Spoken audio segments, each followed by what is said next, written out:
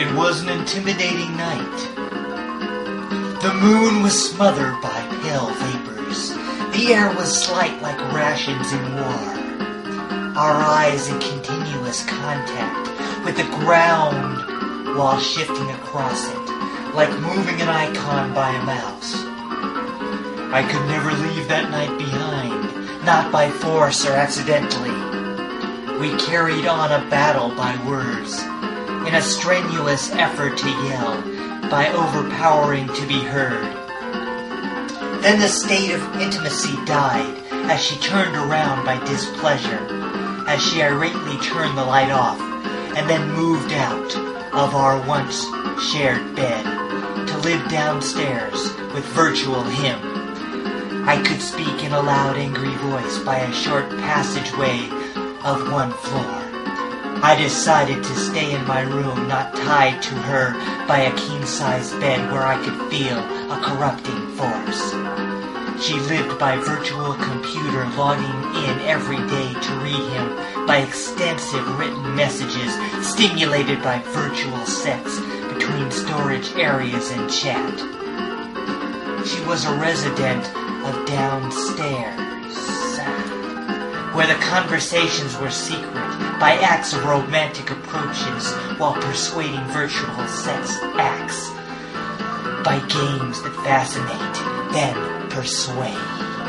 She lived in her computer machine where lust could be installed in her teeth, and my scent was removed from her back and replaced by another body. I lived through nights of no intercourse, when I slumbered on my sexless bed, lacking enlightenment by anger, suppressing expression by silence, except for the soundtrack of laughter existing downstairs, outside a dream.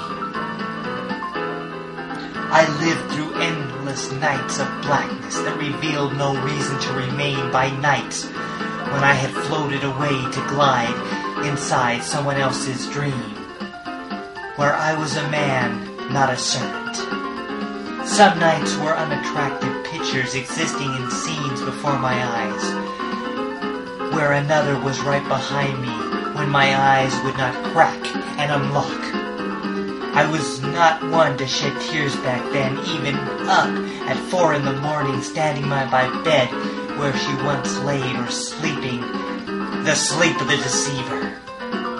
She slipped away by computer screen, processing a series of actions designed to arouse her desire, saving data by passion outburst, guiding her to sexual output.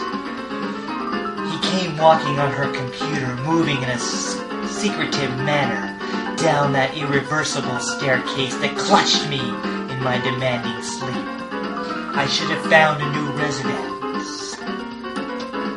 To stop seeing her face every day, or hands that typed on the computer, escorting itself into nightmares where her face starred as the big bad wolf, teaching me ways to die like a pig. I knew not what was artificial, sleeping in three-dimensional dreams where my mind knew not a false nature or the totality of passion, manipulated by computers, representing erotic interest, running itself in agitation like a pursuit for the Holy Grail.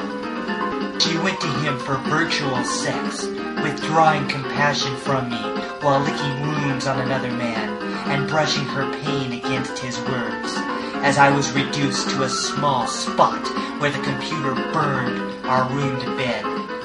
I tried to renew on serial, while my mind tried to show no interest, when I lacked energy and appeal, by lost normal sensitivity as she booted up like a habit.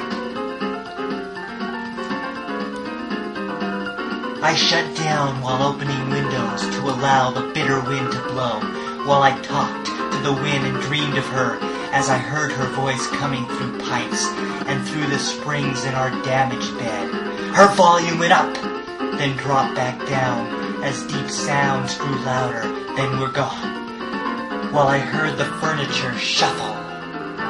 When at that moment I leaped, then soared, out the doorway and into the street, speaking and cussing in a cross voice.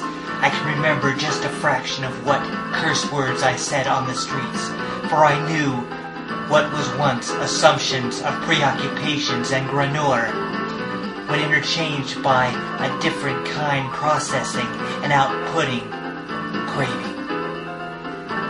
My new eyes wept as I departed, inside tears of compassion and love, that found wisdom in my foolishness and unused strength in my grave weakness, as she took off her clothes of my scent, replacing it by a computer.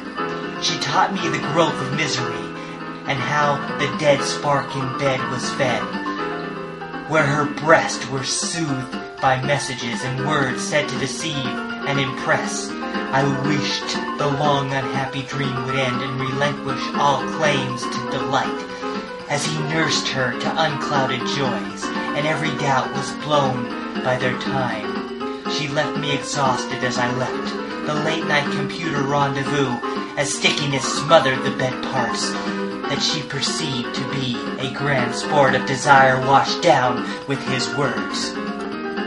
I quickly recovered years later when I purchased my own computer. I felt the passion like a drum roll, like a child on a trapeze, when heart beats in anticipation, and I was trapped by technology.